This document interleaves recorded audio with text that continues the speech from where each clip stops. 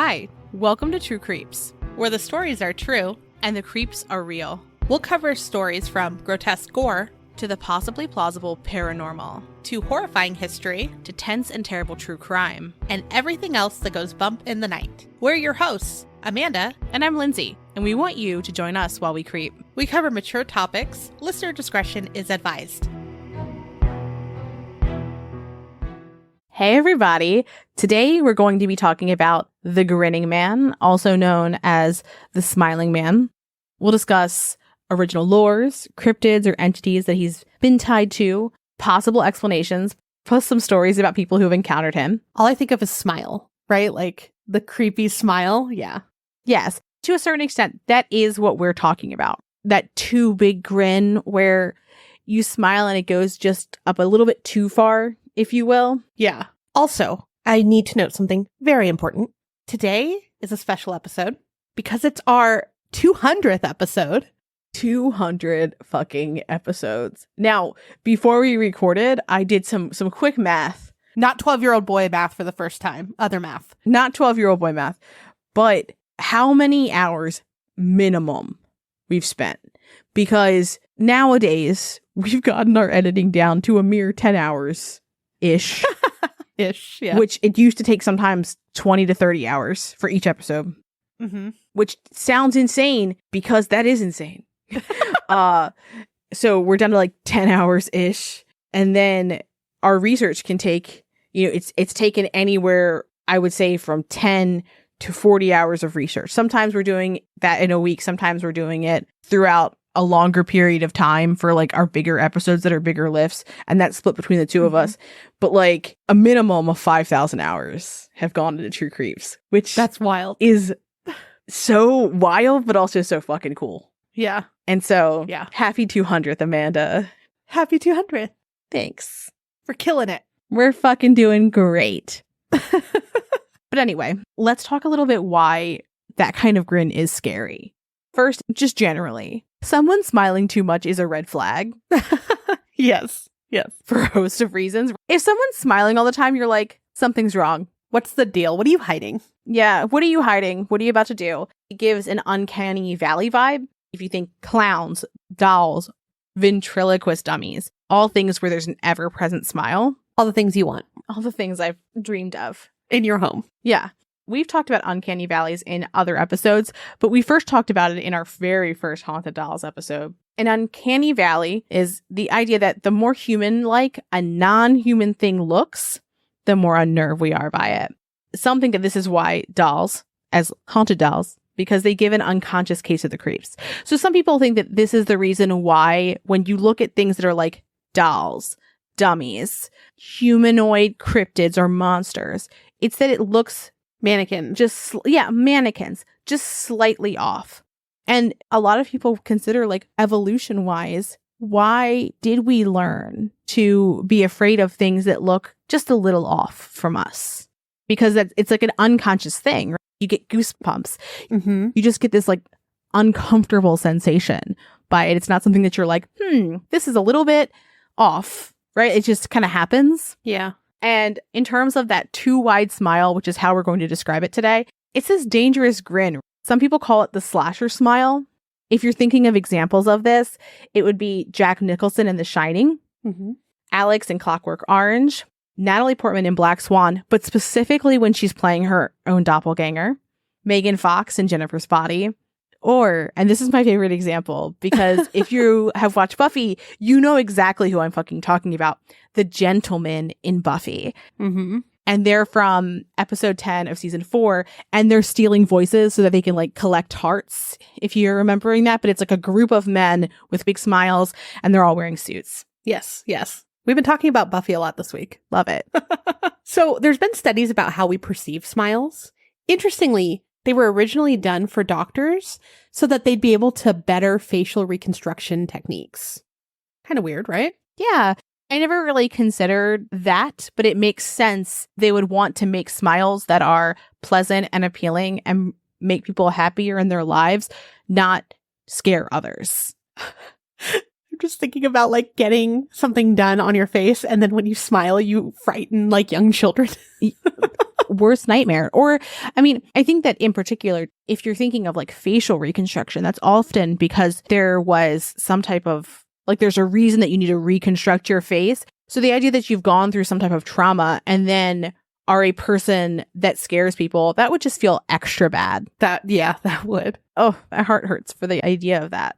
Yeah, so it's a good thing that they studied it. Nathaniel E. Hellwig's 2017 study at the Minnesota State Fair looked into which types of smiles people responded favorably to. To conduct the study, they presented 27 different smiles that were created by an artist on a computer that used a computer animated face. They spoke with 802 people, very specific number. Yes. I would have been 800 would have been fine, but 802 at the state fair. And they asked them to rate the faces on several scales. One was for effectiveness, between very bad to very good. Genuineness, between fake and genuine. Pleasantness, between creepy to pleasant. And then emotion expressed. They had to rate it if it was showing anger, contempt, disgust, fear, happiness, sadness, or surprised. Interesting. Right? As an important note, the eyes did not change on the computer simulation for each of these smiles, which may have affected how folks rated the smiles. Because a lot of the time, I don't know if you've done this with photos. I do this a lot with Oliver's photos because it's hilarious. His first photo taken in his kindergarten classroom, I took it and I was like, oh, he's smiling. It's so cute. But when you cover his mouth, his eyes are screaming, save me. Oh, no. It's hilarious. I'll show it to you later. But interesting that they didn't change the eyes at all. Well, I also think that when you're thinking of a genuine smile, you're going to see kind of less eyes, if you will. Yes. If your cheeks are pushing up, I always find that photos of me, if I'm smiling, like really smiling, I'm like, ugh, I don't love that photo because you really can't see my eyes. Yeah. I feel like I'm more cheeky, and photos that I like, I tend to have like less of a smile, maybe like kind of like a little bit of a smirk. Mm-hmm. And I feel like that is true for when you're organically showing emotion as well. So if you're looking at like the same smile, but the eyes are the same every time, it's all going to look a little bit creepy, I think. I think so too. Yes. So smiles with a medium width scored the highest. But large smiles that were paired with a high upturn and lots of teeth were rated least favorably. This is shocking to no one. Right? Yeah. And all you think of is like those giant grins, right? Too many teeth. Yeah. Or the Joker. Yeah. Yeah, that's true. So both those smiles and smiles with open mouths evoked feelings of fear or contempt in the respondents. Oh, no. I am a little bit skeptical of how accurate these are for things other than just the very wide grin, just because the eyes. Yeah. So when you're thinking of the Grinning Man, you might be thinking of urban legends or internet lore that are particularly about a person, entity, creature, thing called the Smiling Man. But before that, there was Indrid Cold, who has been infamously intertwined with Mothman. Mm-hmm. And Indrid Cold has been known as the Grinning Man. Ooh. Stories of Indrid Cold began with Woodrow Derenberger, and he wrote a book that was called Visitors from Lanulos. And in the first version of that book, it has his experience. Then, after he had passed, his daughter, Tanya Derenberger Bowman, wrote a new introduction to the book and said that Harold Hubbard co-wrote the book using more of her father's manuscripts, and that he cut some parts out. And so she also met with John Keel, who wrote the Mothman Prophecies, and he also supplemented the book with additional information that they found.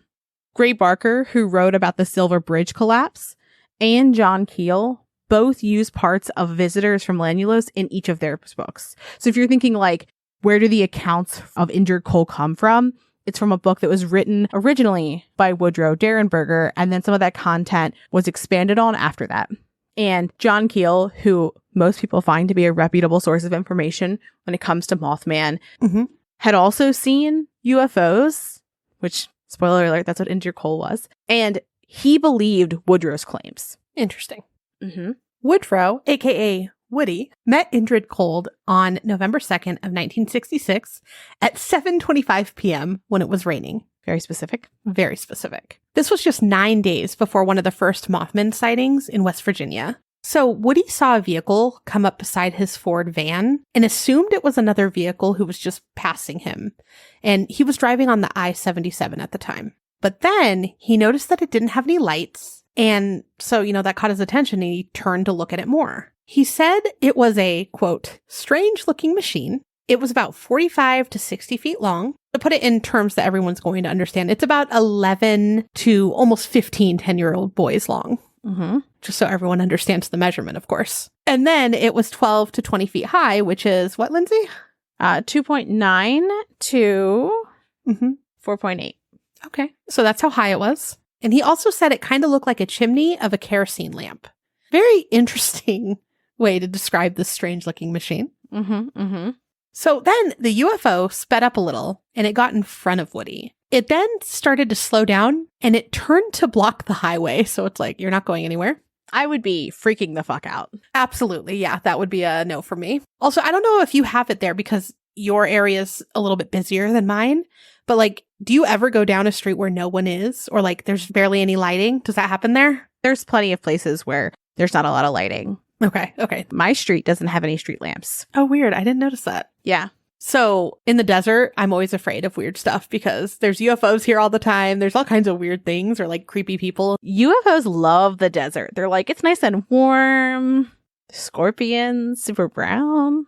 Yeah. And it's like you can see really far. Scorpions, we got rattlesnakes, we got that scorpion spider hybrid demon that I've seen. Like, we got it all. Glorious. So it slowed down. It's blocking the highway. Woody slowed his truck and pulled to the shoulder to see if he could, get around it. But it completely blocked the road. So he came to a stop about 8 to 10 feet from the UFO. A man then came out of the UFO as Woody realized that the strange machine was hovering off the ground. Ooh. As the man approached Woody, he could clearly see him because Woody had left his headlights on. So like imagine, middle of nowhere, you're seeing a UFO with someone walking towards you and you only see him through the headlights. Again, it makes it so much scarier. He described the man as having an olive complexion, being nearly 6 feet tall, weighing around 180 pounds, having thick, dark hair that was combed straight back, and overall he seemed human.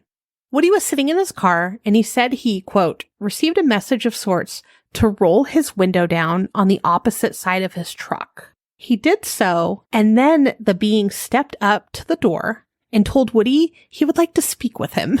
About his extended car warranty. Right? He's like, I've been trying to get a hold of you. So then the being asked Woody his name, and he told him that he can communicate by either thinking it or he could speak verbally, whatever was easier for Woody. And of course, Woody's terrified because what the fuck's happening? Who wouldn't be? Would you prefer to think your thoughts or say them out loud? I'd prefer for you to leave me alone. I'm like, to not be having this experience is honestly what I would prefer. Yet here we are. Yes. Even though you're very nice seeming. You don't know if he's nice yet. Still. Well, at this point, right? He's like, communicate however works for you, my guy. No communication at all, thanks. So, 0. He didn't recall answering the being in either way, but he said, quote, nice to meet you, Mr. Derenberger. Great. Very terrifying because he never answered him. So unless like, you know how sometimes when someone asks you a question, you kind of think of it before you know? Yeah. So maybe he did accidentally tell him. I don't know, but very creepy. Their conversation continued and the being introduced himself as Cold. What a name. Yeah. So he then asked Woody whether he worked for a living and if he had to work. And Woody said, I do have to work and I'm a salesman. And Cold shared that he was a, quote, searcher and told Woody that he wished Woody only happiness, not harm. And then Cold grinned at him with what is described as a larger than normal smile. And he had his arms folded with his hands in his armpits, which when I saw that description, I was like, oh, superstar. Yeah. That's immediately where I go. But also the idea of a tall, skinny man with a very big smile with his hands in his armpits. I don't like it. No. Having your arms crossed for humans is a sign of like being kind of standoffish. Right. So it's at odds with the way he's communicating. Cold then asked about the lights in the distance, and Woody explained that it was Parkerburg City. Cold wanted to know whether people lived there, and Woody explained that most of the people in the area lived in the suburbs. Cold then said where he was from, they called suburbs or cities gatherings. Cold then said to Woody, Mr. Derenberger, look at me. I am the same as you are. I sleep and breathe and bleed, even as you do. Cold could tell that Woody was very scared. Great that there's some empathy, but like, again, you just got out of a spaceship, my guy. Like, we are scared for a reason. So Cold's like, don't worry, my country isn't as powerful as America. Bizarre. That doesn't make me feel better. Like, why are you saying that? Why do you think I need to hear that? But anyway, Cold then told Woody that he should report his meeting him to law enforcement and that one day he would confirm his story. So he would confirm Woody's story. He also said, I would love to talk to you again. And they spoke for about 10 minutes before Cold got back into his ship. And when he did so, Woody could see that there was another someone inside. And then the ship fluttered away. No, thank you. Like, please don't come at me again. You know, like, I'm good. It was pleasant, but I would almost feel like the pleasantness would be more unnerving. You just like stop random people. You just want to chat. But the way that they stopped him is aggressive, right? Like stopping him from driving. Blocking him, yes. Why didn't they park their little spaceship somewhere else and walk up to his door, knock on his door, have a little conversation, and then leave? Like, I feel like that's more realistic and normal. I mean, not the smiling and the armpit thing, but you know. If you want someone to believe that you are a UFO who came from the UFO ship, you would need to show them. Oh, I guess. You don't want him to get into a car accident while he's driving. UFO parallel parks next to me while I'm driving.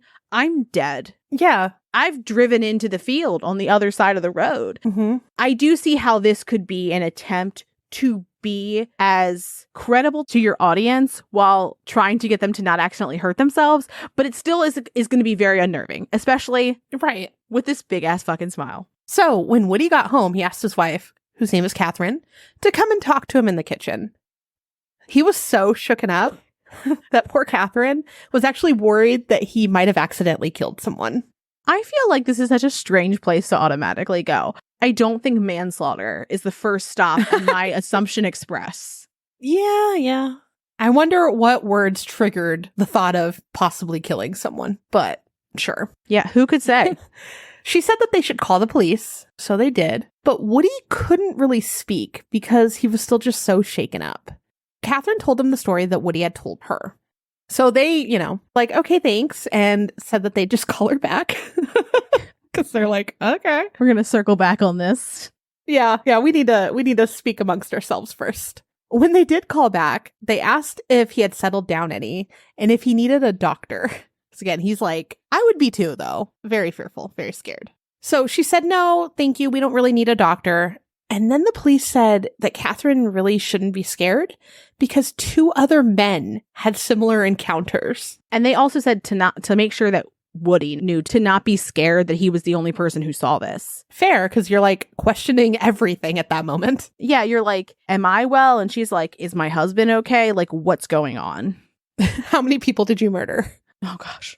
So Woody and Catherine talked for hours, and then by 3 a.m. he finally fell asleep. Catherine later recounted that she did not get any sleep. Girl, same. Probably because she thought her husband was a murderer, but okay. Then, on November 3rd of 1966, around 8 a.m., Woody started heading to work. When he got there, his boss asked him if he was okay, and Woody told him had happened. His boss was super skeptical, but he had his own alien encounters later.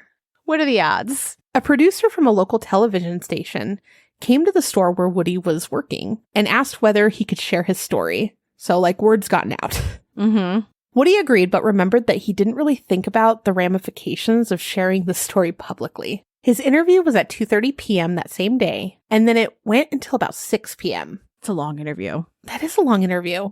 There were plenty of other reports of similar UFOs that same night, coming to police and TV stations, so a lot of people are calling this in. A woman and her 2 children said that they saw a ship near Parkersburg soon after Woody's encounter. Another man said the ship hovered above his car and then was shining a bright white light on him. 2 construction workers, whose job site was in Marietta, Ohio, were driving home to Point Pleasant, West Virginia. A UFO descended and landed right in front of the car. A man who was wearing, quote, glistening coverall got out and asked them a few questions. The questions were who they were, where they were from, and where they were going. It's like, none of your fucking business. I just love that, like, They stop him and ask him questions like he's getting pulled over by like a UFO cop. So the two men answered him and were too shocked to ask him any questions before he left. So they're just like, we are these people. We are coming from here and we're going to Point Pleasant. Okay, bye. Conversation done. So once the interview was finished, Woody came home where some of his friends and some people who had never met wanted to hear his story. So his friends were like, hey, come check out our weird friend. Yeah. He talked to this group until about 2:30 in the morning, and some of the people there had seen UFOs too. He basically had to tell people to leave though, because he had work the next day. So he's like, I love talking about UFOs, but like, let me get some sleep. On November 4th of 1966, Woody was driving from Pomeroy, Ohio, with a friend of his on Route 7 near Parkersburg. He began to feel a tingling sensation on his forehead. Your third eye's activated, baby. Woody deduced that Cold was trying to talk to him. He said he didn't want to talk to Cold, but the sensation wouldn't stop, so Woody relented. It's like a spiritual doorbell. Oh my gosh. They just won't stop ringing. All I thought of is Lori Vallow and Chad Daybell, like, Their portal talk. knocking on each other's portal. No reason. I mean, that being said, though, I would have a full meltdown if there was knocking coming from inside my closet. It was typical for them, though. Oh, that's so scary to think about. Closet monsters? Like a knock from, I mean, closet monsters, but like a knock on your door, but it's coming from inside your house. Yeah, no thank you. The person that he was riding with, so the friend, later said that he had similar feelings, but didn't know what was happening. So, like Amanda mentioned, he tried to ignore it. Sensation wouldn't stop, so he was like, fine.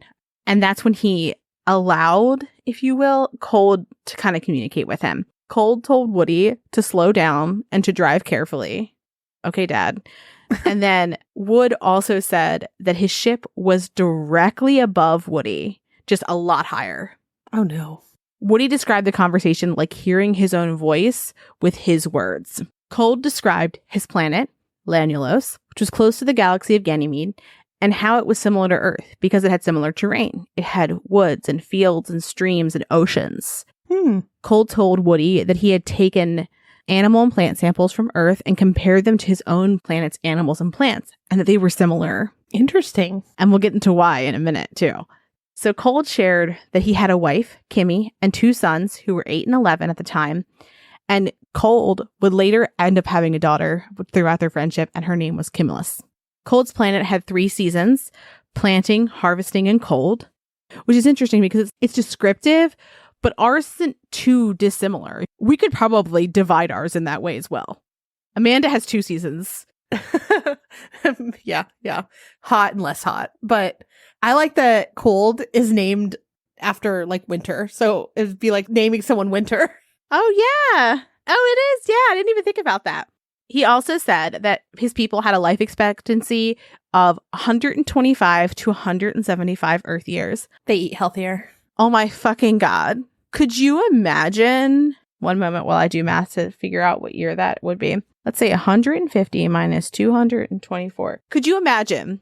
You're born in 1874, but you have to live today. Like, you are from that far ago. You're from like before electricity was in everything. Mm-hmm. And when people were like, you should take some cocaine about it, to today. Oh, like drastically different.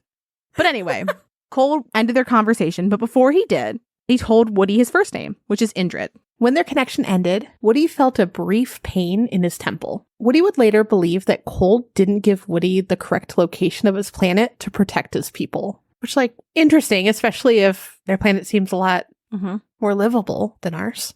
Woody's interview was picked up by many major news outlets, and people started coming to watch his home, which is very sad and scary.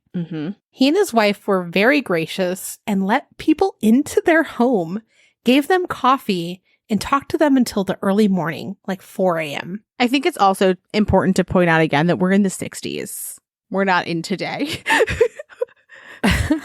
That's true, but I still like boundaries. I mean, I don't disagree with you, but it's still a thing. That is, until one night, he came home to nearly 150 people outside, some of which had shotguns.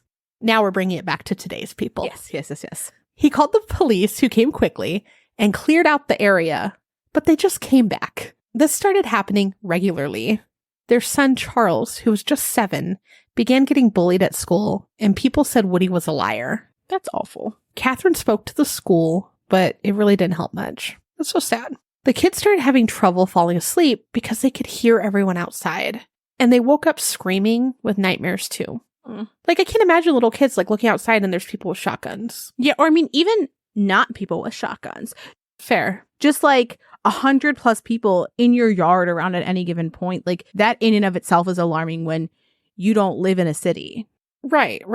Now, Woody's work started to suffer too. He was a salesman, and people started calling and acting like they wanted to buy from him just to get him to their home so they could talk about UFOs. Fucked up. So sad. Their finances suffered, and they ended up having to move and sell most of their furniture. They moved to a cabin owned by Catherine's family, and people didn't find out where they were for about a month.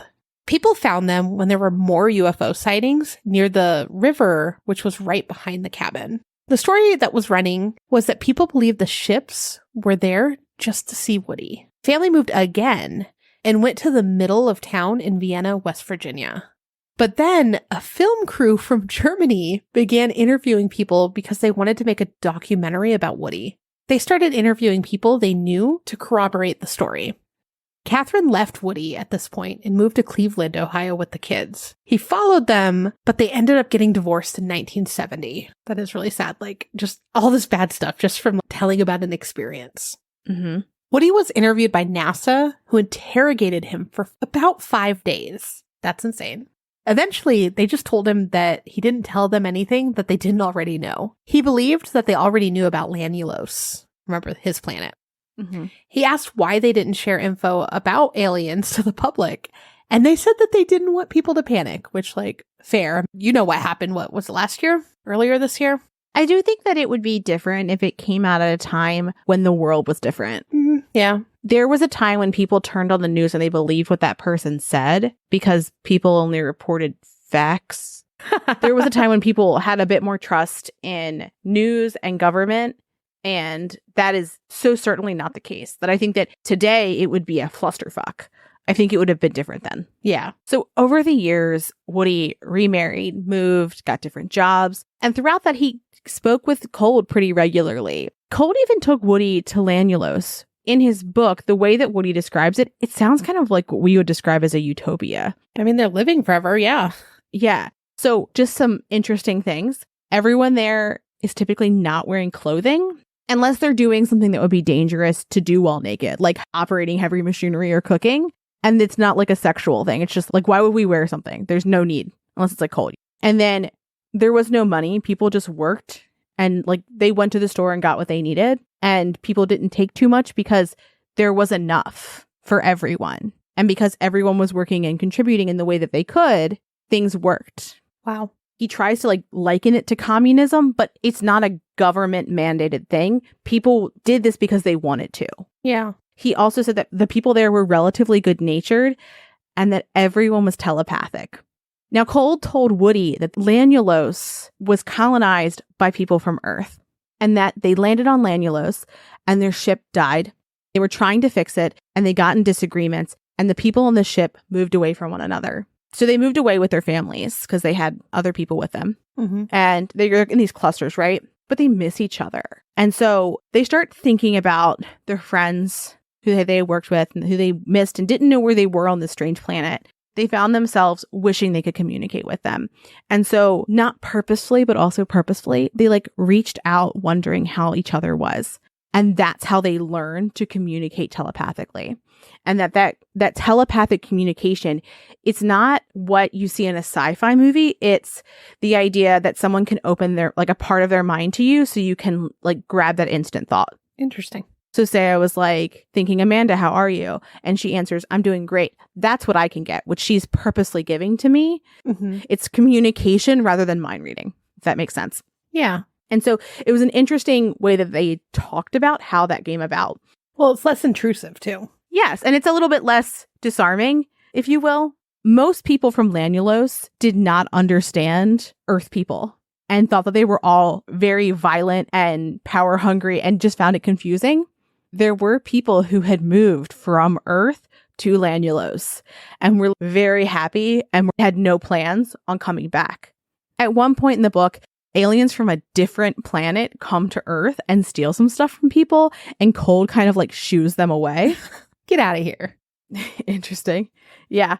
And there's just so much more information about Woody's experiences with Indrid, but this is the overall description of his encounter. We're going to cut it off here because we really wanted you to get a sense of what Woody experienced in his life and who Indrid Cold was and how he portrayed himself, because he was known as the Grinning Man. And you think of this ominous person, but everything we've discussed really doesn't sound like an evil person. It doesn't sound like a person that is in and of himself scary. It's the circumstances that are unnerving, right, and uncomfortable. So they feel scary because it's so abnormal. And so when people talk about the Grinning Man, if you will, it's supposed to be somebody scary, but does Indrid seem scary to you? Not really. There's that ominous nature that we think is implied that isn't here. Yes. So let's fully shift away from Indrid Cold to other lore that might explain the more ominous nature and different subjects, topics, if you will, of who the Grinning Man is, because people say they see the Grinning Man. Mm-hmm. Yeah, but a little differently. So there's one story called The Smiling Man that was written by a user named Blue_title. Most people say it was a creepypasta, but it originally posted in the Let's Not Meet subreddit in 2011. Then it was added to creepypasta later. Blue Title says that this really happened to them. We're going to call them Blue as we continue the story, just so it's easier. Also, we will not be reading Blue's full story because we don't want to get, sued or anything. But here are the broad strokes of what happened. Also going to include bonus details that they provided in comments on Reddit. When Blue wrote their story, the event had taken place about 5 years previously, so it would have been about 2005. They were living in Seattle, Washington at the time, and they went for one of their regular, very, very late night long walks. And Blue said it was very early morning, around 1 or 2 a.m., which, seems fair. I used to ride my bike around then, here and there, because it's just cooler then, at least here. Yeah. They were on their way back to their apartment on a short side street when they noticed the silhouette of a man dancing at the opposite end of the street. I'm intrigued. Yeah, I'm ready to go home at this point. Blue described the dance as a waltz, and that the silhouette was completing each set of choreographed movements as he moved closer to Blue. Creepy. Mm-hmm. The figure was tall and lanky, and Blue stepped closer to the street to let what he presumed was a drunk man drunkenly dancing past him. Fair. Very fair. But as the man got closer, Blue noticed that he was wearing an older styled suit and that he was moving gracefully. But also he noticed that he had a wild look in his eyes. His eyes very wide and they were intense. And his head was tilted back as though he was looking upwards. So just a very bizarre sight. Mm-hmm. Mm-hmm. He had dark hair, white skin, no visible facial hair from Blue's vantage point, and he appeared to be probably middle-aged. Perhaps the most jarring is that he had an impossibly wide smile. So the crazy eyes, wide smile, dancing around. He's in a suit. In a suit, an old style suit. Mm-hmm. Mm-hmm. Yeah, not great. Blue decided to cross the street to avoid the man and took his eyes off him for just a moment. As he reached the other side, he looked towards the man yet again to see that the man had stopped dancing and was now standing perfectly still, angled at where Blue was standing, yet still looking up and smiling. Mm-mm. Mm-mm. The idea of someone watching me out of their peripheral when they know that I know that they're looking at me. Yes. Blue then started walking quicker, which makes sense. Yes, we'd all do the same. Mm-hmm, mm-hmm. So then, remember, Blue's trying to put distance between them and the scary dancing man, right? Mm-hmm, mm-hmm. So, of course, as they're walking, they're watching Dancing Man. Well, they make it about half a block away before they kind of turn and look in front of themselves for a few seconds, 10 seconds or so, to see, what's coming next. Blue then turned to see where the man was, but he didn't see him anymore, right? He didn't see him anywhere at first. Then Blue notices that the man was now on the same side of the street as them and was now crouched down.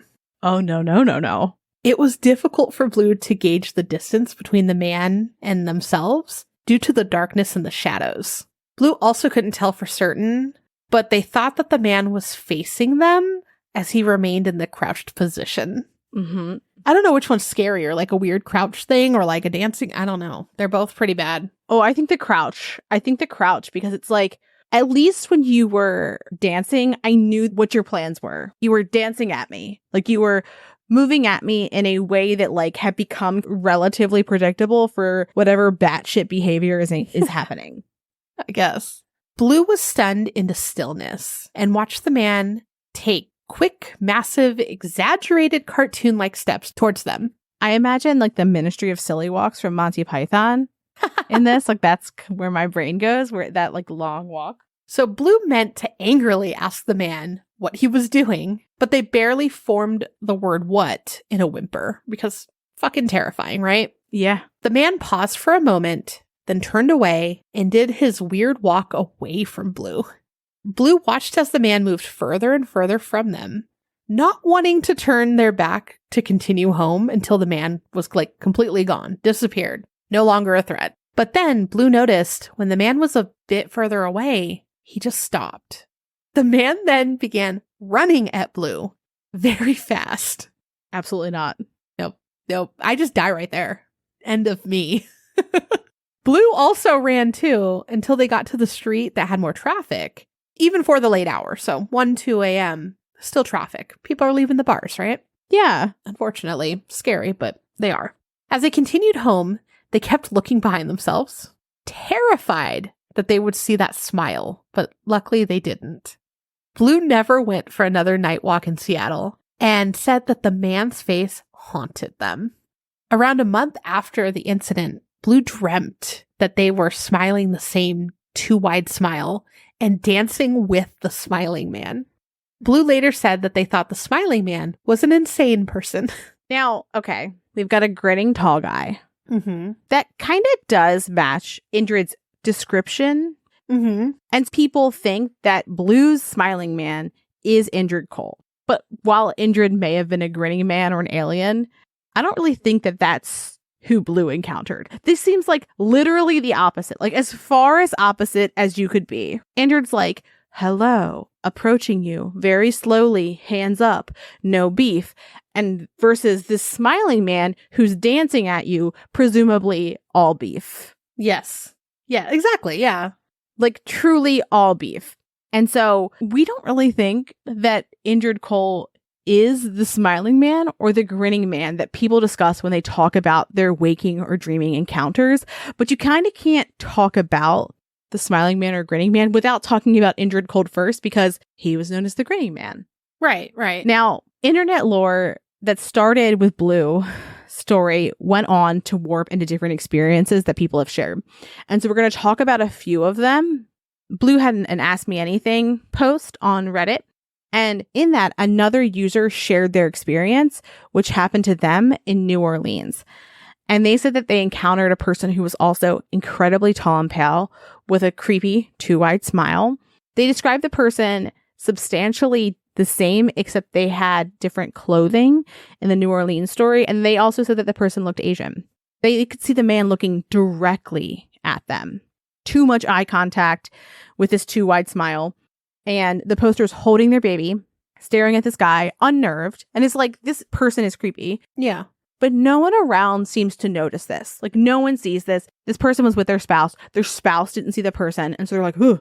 They cross the street, presumably through the crowd, and turn back, and the person is gone. No, thank you. So there's another poster named Mortimer Wimsewick. What a name. Yeah, love it.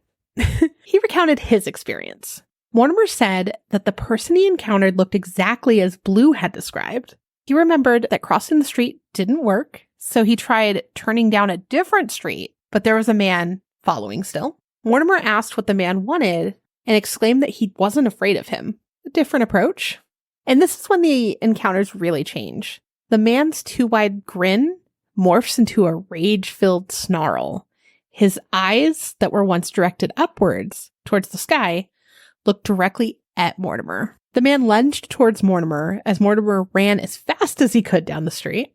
He looked behind him for a moment and saw the man chasing after him. The angry look was still on his face. Horrifying. Yeah, so he's running insanely, right? He's running out of areas to go. There's no more streets, there's no more alleys. He ends up at a dead end that has a fence. Mortimer jumped onto the fence and began to scramble up it when the man latched onto his left leg. The man began pulling at Mortimer's leg, and as he did this, there was an incredible pain in Mortimer's leg. He said that the adrenaline from the pain gave him the strength that he needed to break free from the man's grasp, and that he was able to climb up the fence and fall on the other side of the fence. When he fell, he hurt his right ankle, but hoisted himself up nonetheless. Mortimer looked towards the fence to see the smile had returned, but this time he was staring at Mortimer. So not up, straight at Mortimer. The man's eyes then drifted upward, and he turned around and began to dance away. Mortimer hobbled down the street and saw a bus stop and jumped on the next bus. When he got onto the bus, he began to recount what had just happened, and then he passed out. When Mortimer woke up, he was in the hospital. He had a cast on his right ankle and bandages on his left. His boss was there and told him that he had been asleep for 2 days. Horrible. Yeah. And you wake up to your boss. That kind of sucks. Yeah. Mortimer's boss explained that his right ankle had been broken and that he had lost a tremendous amount of blood from the wound on his left ankle. The wound required 20 stitches. The police then came in and Mortimer gave a description. They sketched the man and Mortimer confirmed the sketch was accurate and that he felt terrified just looking at it. The police said that they would follow up if they got any leads or more information. What a story though, right? Uh-huh. So then, still in the hospital, the police leave. They're outside Mortimer's door, and he kind of gets up to take a listen to what they're saying. They ended up saying, quote, "It's as if the perpetrator tried to tear his leg open with his bare hands and succeeded." Ugh, I'm just thinking of claws, Yeah. Mortimer went home that day and moved across the country about 2 months later. He said that he could barely sleep. And while he was an avid horror fan before, he can't watch or enjoy anything scary.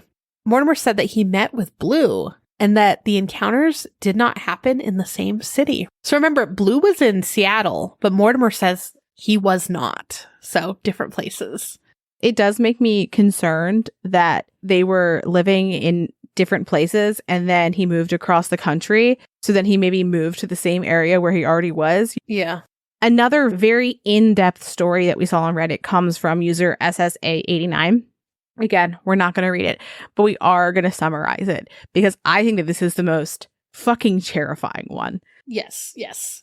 SS said that they were a paranormal investigator for about 30 years and that the encounter that we're going to talk about was their most haunting experience and it happened in 1997. And they described a scenario with a woman named Audrey. We'll link the story and, all the rest of our sources in our show notes as we always do if you want to go read the whole ones. But so SS said that Audrey called them because she had been seeing the Grinning Man her entire life. In fact, her earliest memory was of him, but she had recently began seeing him in her home. Oh no. And that earliest memory, by the way, was him looking through her crib bars at her. Oh no. Ugh, I know. Audrey said that sometimes he would appear right before terrible things in her life happen. The most awful example that she gave was that he appeared to her just mere hours before her 4-month-old son died of SIDS. My gosh, that's so sad. I know. SS described how Audrey was visibly living with chronic stress and fear from this entity. She was about 35 years old, but he thought that she was at least 50. He thought that she was significantly older. He was a paranormal investigator, so he was like, okay, I'm going to set up a camcorder in your bedroom. And so it's the 90s to have a night vision camera. It would be very expensive. Mm-hmm. So he has a general type of camcorder and plugs a nightlight in. He puts the camera right next to the head of her bed so that you can see the entire room, including the entrance to the door, and you can see the window on the opposite side of the room. That's important to note. So 2 nights go by. He picks up the tapes. Nothing's on them. On the 3rd night, Audrey calls SS in a panic. So they come over to both comfort Audrey and to review the tape of what had happened to her. So he's watching the tape. A couple hours go by. Nothing. And then he sees a figure pace in front of her bedroom window. Then, 2 minutes later, The figure crosses in the opposite direction. A few minutes go by and there's some static in the video. That's when he sees her door open by itself. Then he sees a figure emerge from the darkness and stand in the doorway to her room. And it appears to be a human. Oh, no. Yes. This goes on for a few minutes with the person standing in the doorway. Then the video glitches. And the next thing that SS sees is the man standing next to Audrey, who is sleeping. Then the man reaches down and begins to strangle Audrey, who is thrashing in her bed. So she's like throwing her body around. At one point, she throws her blanket off of the bed. Fair? Yeah. Another moment goes by. Nightlight goes off. Screen goes black. When the camera adjusts for the light from the moonlight coming into the window, he's gone. And Audrey is sitting straight up in her bed. So he's like, holy fuck. Yeah. SS even said that this was one of the first really paranormal experiences that they had had. So hearts are pounding and they're like, you know what? We're just going to rewind, rewatch, and take this in. When they go to rewind the video, the VCR starts smoking. It then starts making sounds kind of like crumpled cellophane. Then the tape shoots out of the VCR and hits SS right in the chest. The TV falls down and crashes at their feet, the screen shattering. It's like, no one should see this shit. Right after all the stuff with the VCR happened, SS noticed that the home felt heavier than it had before. Like there was an anger in the house that they hadn't noticed before that point. I didn't mention this before, but before they watched the video, SS comforted Audrey for some time and was like, do you want to watch the tape? And she's like, abso-fucking-lutely not. So she goes into the kitchen. And after she hears all the clamoring, she comes in and is like, what's going on? And they're like, you know what we should do? We should go to a hotel. And so they did. And they got separate rooms. SS has a hard time falling asleep. Not surprising. So they get a few hours of sleep and they just have terrible dreams. When they wake up, they notice that the bed is in complete disarray. And they're like, ooh, this actually looks like Audrey's bed when she was attacked. And they just get this terrible feeling in their gut. They go and check on Audrey, knock on the door. Audrey doesn't answer. They start banging on the door. Audrey doesn't answer. They try to open the door. They're like screaming through the door. Audrey doesn't answer. So they go to the front desk and convince them to open the door so that they can check on Audrey. When they open the door, they find Audrey dead in her bed. Oh no, that's terrifying. Yeah, terrifying. Several weeks later, SS brought a medium to the room where Audrey had died. And the medium says that she senses a dark and twisted energetic presence there and that it's no longer there, but that it was very strong. And SS is like, what could be done about the Grinning Man? And the medium's like, there's nothing you can do. So that's basically where their post ends. I was reading through the comments, as one does, and there was a person who responded, and I thought that their response was interesting. Yeah. They said that SS should have consulted another medium because it was possible to banish the Grinning Man. Oh. They said that there were lots of Grinning Men and that it would be difficult to find the one that murdered Audrey unless she has surviving family. The person said, quote, the Grinning Man is usually manifested from a curse placed on the family line. And they said to look up surviving family if they want to find this particular Grinning Man because it would be still following the line. Oh, no. We reached out to this particular Reddit user to see if they could elaborate on this or if they could direct us where we could go to learn more about Grinning Men, but they haven't answered yet. We looked to see if there was other lore that matched what this poster said, but we couldn't find anything. But think about it. If you didn't have someone helping you, it would just look like you died in a hotel room, which is a common thing that people do, unfortunately, right? Mm-hmm. So maybe it wouldn't stick out depending on what her cause of death was. We haven't seen any other stories involving Grinning Men that ended with a person dying. No, that one's something. We've heard of other men that people have seen, not necessarily a Grinning Man, but we've also heard of people seeing men with top hats. Like a Slender Man vibe. But not grinning. Kind of, yeah. If you will. Sometimes even Babadook-esque, if you will. Yeah, because not quite Slender Man, like a regular sized person with a top hat, but you don't really ever see their face. Mm-hmm.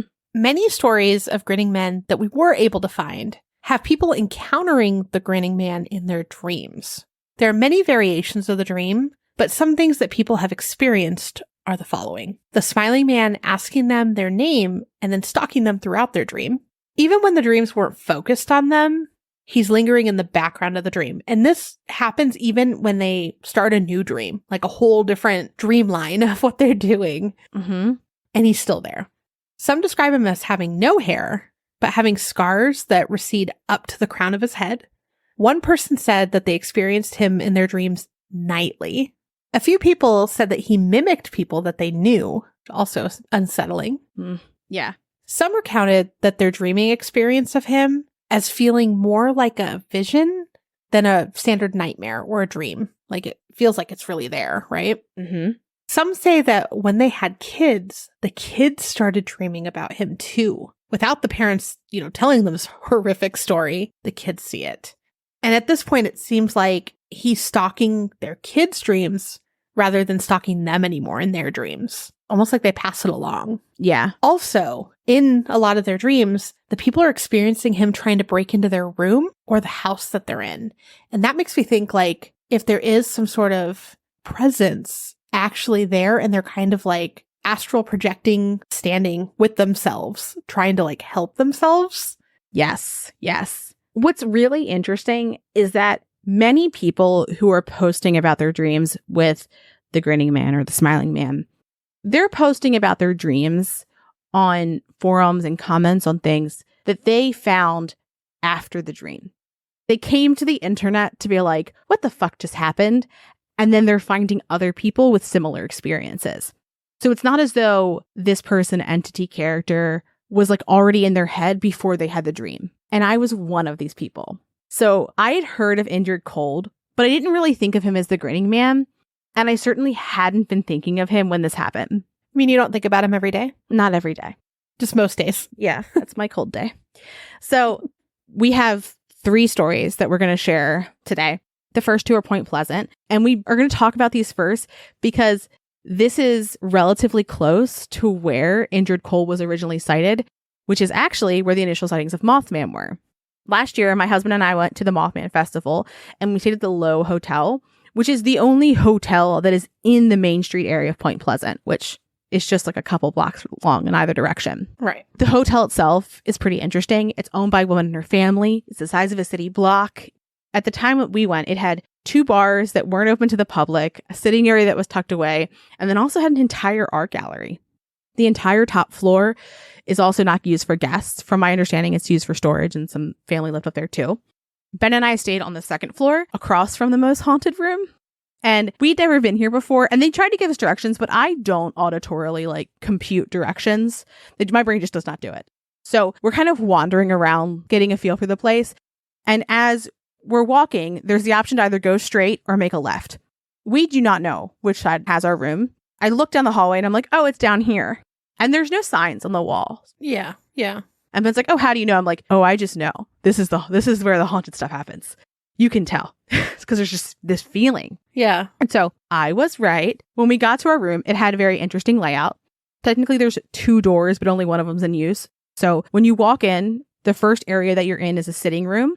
And then directly next to that is the bedroom. So if you're standing in the doorway, you're looking in and there's the sitting room. And then there's a king size bed that's up against the left wall. And in the upper right hand corner of the bedroom is the bathroom. Between the bed and the sitting room, there's a half wall. And halfway between that wall and the bed is a full length standing mirror. This will be important to understand where this is. We got to town a few days before the Mothman Festival began so we could go to the museum because it gets very busy. And we also wanted to see what the town looked like otherwise. Pro tip, go the day before if you want to see Point Pleasant before it's packed, and stick around after the outro for some tips for enjoying the Mothman Festival if you're inclined. So on our 2nd night at the hotel, which was the end of the first day of the festival, I had one of the scariest dreams that I'd ever experienced. And it's not that the content of the dream is necessarily the worst, but the way I felt was the absolute worst. In my dream, I was asleep and woke up because I heard someone fiddling with the door to our room. And the doors are super old and have old-timey keys. It would be loud if someone was like touching the doorknob and such. Yeah. So I'm laying in bed, very still, listening to the door jiggle. And I'm nudging Ben, who is laying asleep beside me, trying to get him to wake up so he can hear it too. And by the way, Ben always sleeps closest to the door because I'm not going to get murdered first. And in the dream, he is sleeping next to me, blissfully unaware. I have my eyes just kind of barely open because I know if I squint, it'll be clear that I'm awake. And so as I hear the door actually open, I kind of open my eyes just the slightest amount. So hopefully I still look asleep, but I can still see.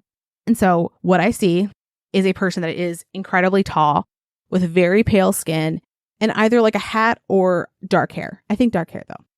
And they're looking around the room in just a bizarre way. I can't see all of their face at first. When I say they're looking around in a bizarre way, it's that like, it's kind of frantic, but still slow. Yeah. Very strange, but like dream, you know? Unnerving. Yes, strange, dreamy. And so he's slowly creeping into the room and he's walking directly towards the bed. And I am watching in my weird, like sleep kind of eye open way as he gets closer and closer. And he's just a few steps into the room when he realizes that I'm not asleep. Ugh, that gives me chills. Yeah. And rather than being deterred by one of the people in the room being awake, he seems to like it. His mouth inches into that too wide smile that takes up nearly half of his lower face. And it's so big it feels impossibly wide. Ugh. And that's the way that I like described it to the people at the hotel the next day. Yeah. It's clear that he knows that I'm awake and he continues to move closer. So now I sit up and I'm like screaming, right? Because I want anyone to help. I want Ben to wake up next to me. I want everyone in the hotel to wake up and come get this man. I want something to happen, right? So I am screaming and I am trying to shake Ben, but he's not waking up. And like Ben is a light sleeper, but he's by no means a person who would sleep through me screaming. Like he once, while dead asleep, heard me crying outside because I thought I heard a cat. I didn't. But he was dead asleep, heard me crying and came out and was like, what's wrong? And was like patting me like, what's going on? Because he was like half asleep. Yeah. But like all that to say, if I was sitting next to him screaming, yes, he'd wake up. He would hear me. So I am screaming. Too tall, too grinny guy coming closer to me. I am still screaming. He's getting closer and closer and closer. And so he finally steps into the doorway between the sitting room and the bedroom. And that's when my field of vision now includes the mirror. And in the mirror, I can see that Ben and I are both sleeping peacefully. Ugh. I am not sitting up. I am not screaming. In the mirror, I am asleep. I am sleeping peacefully. And then I woke up. Ugh, I hate it. And one of the things that freaks me out the most is that my throat hurt like I was screaming. Terrifying. Terrifying. Yeah. The next day, I was talking to one of the people that work at the hotel. I had asked if I could put some True Creep stickers on their check-in counter and was like, this is what True Creep was. And they were like, oh, heck yeah. And like put it on there. And the morning after my dream, one of the women who worked there said that someone had left a note for me for someone who had interesting experiences while they were staying there. And so I was like, yeah. And I told her about my dream at that point. And she was like, describe the smile. And I was like, that's an interesting thing to ask. Yeah.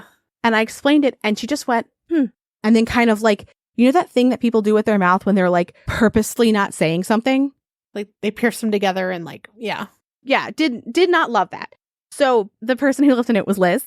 She actually had 2 stories in our Podiversary episode last year. She submitted this story then, but we hadn't gotten to our Indrid Cold and Grinning Man episode. So we wanted to wait to put this story here. But she's talking about a story of what she saw in a fogged mirror while she too was at the Low Hotel. And so she sees this in the mirror as she gets out of the shower. We're going to play her story now. Hi, my name's Elizabeth, and I was staying at the Low Hotel in Point Pleasant, West Virginia, during the Mothman Festival last weekend. My second story is that I got out of the shower, and I have pictures, but when I got out of the shower, I saw my right eye and a very small smiley face. And I thought that was kind of funny, you know, like my mind's playing tricks on me, that kind of a thing. But then the smile got bigger and bigger and bigger. And so eventually I was just staring there for like 2 minutes, you know, in the shower naked. So that was fun. But I asked them, I'm like, where's your other eye? And as soon as I asked that, the other eye started to appear. This is not one of those things that, like, you know, somebody put their fingerprints on there before and then it kind of came back after the fact. It was very faint, but it was just enough for me to be able to take a picture of. And so that was fun. I don't like that at all. No. Like, it seems friendly, but I also don't like it. It's also a stark contrast from everything else that we've talked about, but it's still that something smiling kind of vibe. Something smiling. And also, getting out of the shower, you're vulnerable. You need to get dressed before you can run out. Don't fuck with me while I'm naked and wet. Yeah, like, fuck no. Yes, yes. So we also have another story. This one's from my bestie. And this is his dream about a grinning man. And interestingly, I don't remember him having told me this story before I had my dream. So we're going to play his now. Okay, so I think this happened in fall of 2022. I'm going to tell it the way I experienced it. Obviously, at some point, a dream likely started, but how I experienced it was as following. My partner is a bartender, and he had come home at like 3 a.m. after work, and he was getting in bed. We were chatting and laughing and had a whole conversation. What I experienced was that we're having this conversation, and then he's getting in bed next to me. We're chatting, laying there, whatever. Then I turn away from him because I hear a sound outside that kind of sounds like, I don't know, like teenage boys being annoying. That kind of specific sound, like there's like a clatter outside. My mind immediately thought of like beer cans or something. So I turn the other way, away from him. I say something about the noise that I just heard. And as I go to turn back to him, when I turn back to look, there is a man standing at the end of my bed.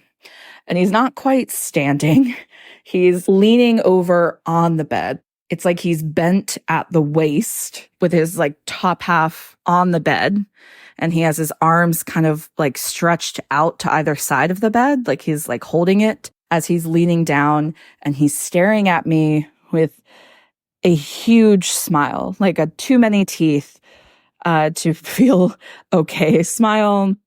I remember he's white with like blondish hair, and he just is smiling this intense smile. And I realized suddenly that I cannot move and I can't make a sound. And I like look over at my husband who's sleeping suddenly, and he doesn't seem to see this. And I turn back, and I still I can't move and I can't quite make a sound, but I start panicking. I can feel that my face is screaming in some way, but no sound's coming out. So I can't get Charlie to wake up. Then this man like just keeps smiling at me. And at first he says hello. And then it's after he says hello that I start being able to make a sound. And so I start screaming. And then he says, "Why are you upset?" while smiling the entire time. And then he starts reaching for me and like crawling towards me on the bed, and my screaming gets more intense. And then finally I look back at Charlie as I'm screaming, and I'm woken up by Charlie because he says I've been screaming in my sleep. And I clearly must have fallen asleep at some point in this, but for me, this was all the same interaction. So then I'd asked Charlie, like, was I awake when you got home? Did we talk? And he remembered our conversation. So like that part wasn't part of the dream. So I've never, like, I have very vivid dreams and I have a nightmare disorder. So like, but I've never experienced anything where I was so convinced that it was real life in that moment, in like, there was no possibility that I was dreaming. Like I wasn't having a waking dream is what it felt like. It felt like it was just all within the same moments. I want to point out just some things that he didn't mention. First off, his husband fell asleep first, so he didn't see when Damien fell asleep. Mm-hmm. Also, Damien has a pretty hard time falling asleep, so the idea that he would just like be asleep is strange. Bizarre. That he would be fully alert and awake to asleep and not really like have to mean it and try. He said, "I take hours to fall asleep." So this was wildly strange. Yeah. Could you imagine being stuck in that for a while? No. Ugh. When I woke up from my dream and felt my sore throat, Ben was still asleep. And I was like, was I screaming? I thought I would have screamed myself awake Yeah. the way that I was carrying on in my dream. Let's say both of you were experiencing this while asleep, but a part of you was awake and knowing what was happening. Perhaps maybe he was able to get into his body faster than you were to like actually wake himself up. I think that it is an interesting idea that he was able to snap back to his body faster. Yeah. I don't even know. The whole thing just Maybe. Dreams are weird. gives me just, my brain stops working about it. Dreams are so weird. Just everything about them. Meanings behind dreams, how people feel. I looked up a lot of like dream interpretations of smiling men. It did not work. They were like, that could mean you're happy. That could mean positive vibes. That could mean something good's about to happen. And I was like, no, not that kind of smiling man. A not good smiling man. And it was not showing up how I needed it to. You know what actually makes me a little confused and a little more scared is from what I understand about dreams, and there's a lot to understand, so maybe I'm interpreting this different. I believe that humans can't make up human faces, right? Doesn't it have to have like a likeliness of a person that you've seen in real life? Googling it now. Can you make a person up in your dream? A face, specifically. It is believed that the human brain is incapable of creating a new face. Yay. Love that. Love that. Yeah, like it has to have the likeliness of something that you've seen before. Sorry. I don't like it. I don't like it. That broke me. Thanks, Amanda. I thought of that and I was like, wait a minute. Did they see these people somewhere else? And maybe you didn't focus on them, but you walked past them or, you know, something like that. I would also say, too, if you're thinking like the subconscious is a powerful thing, you could have seen, okay, sure. But I did a lot of Grinning Man research last night. For several hours before I went to bed, Yeah. I was looking at pictures of Grinning Man, dreams of Grinning Man, things about Grinning Man. You know what I didn't dream about? A fucking Grinning Man. Now, did I say kindly to myself last night? I would really prefer if I did not dream about a Grinning Man. I absolutely did. But if you're thinking like power of subconscious, you do not have control over your dreams. I should have dreamt about him last night, right? Like it would have made more sense then than at any other point in my life. Mm-hmm. So I just want to point that out. Weird. But oh my gosh, just thinking if you guys have encountered him in real life. Or like if he was there. Sorry. I'm broken now.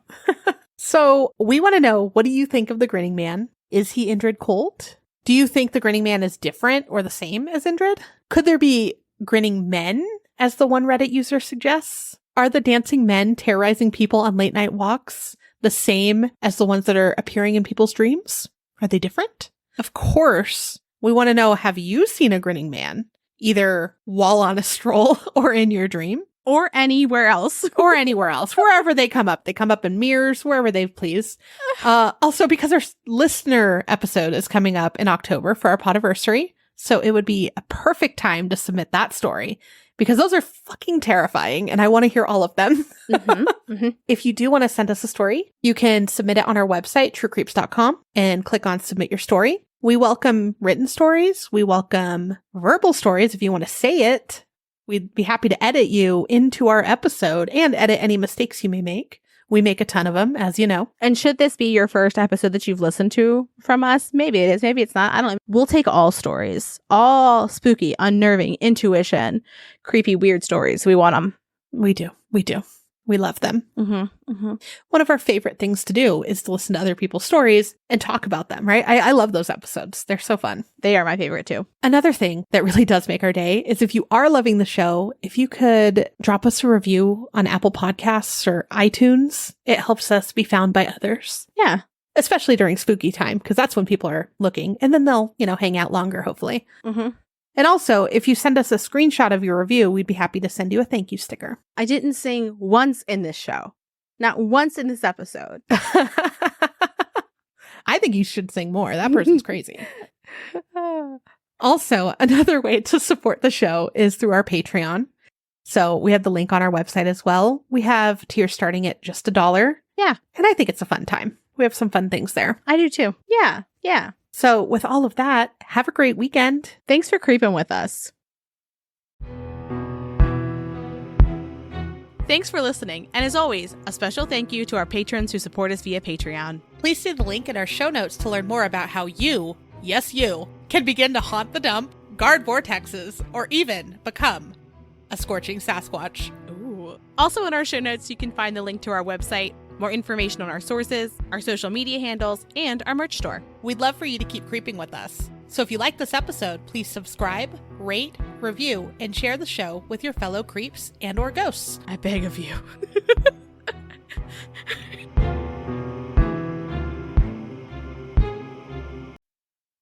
As promised, here are some Mothman Festival tips. I'm not going to say pro tips because I've only been once, but here are some things to think about. If you can, stay at the Low Hotel and ask for a tour. In addition to being just like a good place to stay, you will also have a bathroom to use during the festival. I cannot stress how nice that is.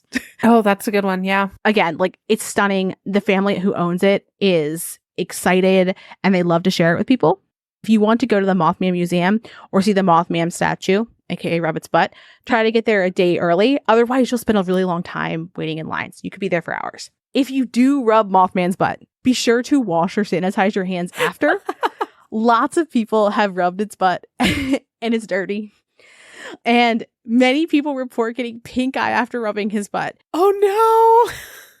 Which does not feel so much like a curse, but more like a consequence of not washing your hands after touching his popular butt. I am recording this as I'm editing the episode, but like 3 days after talking about Mothman's dirty, crusty butt and people getting pink eye, I got pink eye, although I was not near his butt. So I'm sorry, Mothman's butt. Maybe it is a curse. Yikes. There's tons of amazing vendors. So if you're planning on buying things, bring a backpack or a bag to carry stuff in. If you can't stay at the hotel, get there as early as you can because it gets busy and parking fills up. And there's traffic that lines up like across the bridge. It also seems like there was extra parking that locals were selling and or allowing folks to use on the road where the Piggly Wiggly was. Also, stop by the Piggly Wiggly and check out their baked goods because they'll have a ton of Mothman stuff. That's really cute. Love it. Love it. Yeah. Our favorite restaurant when we were there was the Hibachi place that was very reasonably priced and had really good food. We actually went there twice while we stayed there. Delicious. And the coffee shop's really good. They typically have a Mothman drink. Ooh. Another reason to get there a day early so that you can go experience all that without being in line forever. Yes, yes. I love a good, like, small coffee shop. I also love a themed drink. Yeah, themed drink is great. We went to Squonkapalooza this year for our Cryptid Festival, and they had a squonk drink at the coffee shop there. What flavor was it? It was a mocha, and it had a pig gummy on top. Cute. I've also seen the stores in the area have Mothman themed, like, cupcakes and stuff. They have Mothman themed everything. It is clear that a lot of what this town thrives on is the commerce brought in from the festival. And I love that for them. It's neat. Yeah, yeah. If you're new here, it's tangent and blooper time, baby. The only thing I'm thinking about is JD Vance trying to order a donut right now. Why? Why is that where your brain Have is? you seen it? Oh, yeah. He's like, whatever makes sense. And they're like, but what do you want? Whatever humans would buy. Yeah. Whatever humans eat. Like, have you seen the guy on TikTok that does the JD Vance impressions? And he just has progressively more and more eyeliner. He is one of my favorite people, to the point that sometimes I forget he's not him. And I love him so much. He brings me so much joy because he definitely did have one. He was like, I would like a donut, but like whichever one humans would like. And like the khaki one? Was it the khaki one? He was like, those ones look, with the colorful things, look kind of, are they gay donuts? Because this one here is plain. I would like the khaki donut. Have you seen that one? I just love him so much. Whenever I send Ben TikToks and then we watch them together. Of course, yes. They're always just filled with like this guy. Like I can tell he's over it, but I find it to be the funniest thing on the pool. I will watch all of them with you. Perfect. I die every time. Endlessly funny because sorry, now I'm thinking of him talking about, he's like, would a weird guy do this? And then he proceeds to list just fucking completely batshit crazy stuff that JD Vance has like truly and honestly with a serious face just said and acted like it wasn't the weirdest thing. But anyway, Okay, so Whatever a human would eat, I would like. okay. But like, do you ever have someone call and be like, who is this? And you're like, who the fuck is this? You called me. Like, that is the same energy that I feel like I might bring to the situation, which is notedly unnecessary. Yes. And yet I would still be like, who are you? Where are you from? Where are you going? Yes. I get that a lot with people wanting to buy my home. I don't know if you get those daily. Yes, all the time. Like, get away from me. It's actually my favorite call now because I'm like, absolutely, please take it. There's like 27 ghosts in here. They're fucking around everywhere. Like they're trying to kill us, honestly. So if you can take this off my hands, get maybe some ghost hunters, a poltergeist, I don't know what you need, something, a priest. If you can get in here and do all of that, I am willing to sell it to you for a small fortune. And they're normally like, okay, thank you. And then they hang up. It changes every time. You're on somebody's like call sheet and they're like, oh no, I'm off all those. it's your turn. Yesterday I got one where they were trying to give me a loan for something. And I was like, really? I mean, I'm 14, but I think that would really help me buy an Xbox. And they're like, oh, can you get your mom? And I'm like, no, you called my phone. So it's my loan, right? Like, when do I get the money? And the guy was like, oh, no. I can't. And I'm like, but I need an Xbox. Amanda, are 14-year-olds still buying Xboxes? What are 14-year-olds buying? I don't know. It's the first thing that came to my head. I don't know. I need a Game Boy. It's just any way to get off the... I need a new Trapper Keeper. They're like, you dumb bitch. You're not that young if you're talking about a Game I need a Boy. fresh pair of Jinko jeans. I love it though because I call him normally sitting next to Mike. And then he immediately knows who I'm talking to because I'm just making up random shit that comes into my head at a time. But honestly, if you say, I need off the call list, they still call you. Yeah. If you have this insane, stupid story, you get taken off the list. I mean, that is kind of nice. Maybe I should start doing it. Yeah, have fun with it. That'll be our new series is listen to us fuck with people. Oh my gosh, I wonder if there's a way to record them. That would be hilarious. We should. Yeah, just put it on speaker and open Audacity. Yeah. I have to like run to my, hold on, please. And then, okay, yeah. Hold on, I just need to get my information. And then just, there you go. Oh my gosh, how funny would that be? Okay. Your third eye's activated, baby. You're from like before electricity was in everything. Mm-hmm. And when people were like, you should take some cocaine about it, to today. Oh, like drastically different? Where, you know, families can't afford electricity and people still say to do cocaine about it. And I made it sad. Are there dancing people terrorizing people on late night walks the same as the dream presences? Presences? Is that a word? That's a word. Presences? Yeah, I think that's right. Sure. Ben just crept into the room. I knew he was coming in, and yet I left my body for a minute. He also was creeping in all weird with his body, even though he's very handsome. Was he dancing though? He wasn't dancing, thank goodness. Not because of his dancing, but because of our topic. Look at him flexing. He's flexing at you. I'm not. Look at this. Look at Welcome to the gun show, baby. I'm working on it. Eye candy. Okay, bye.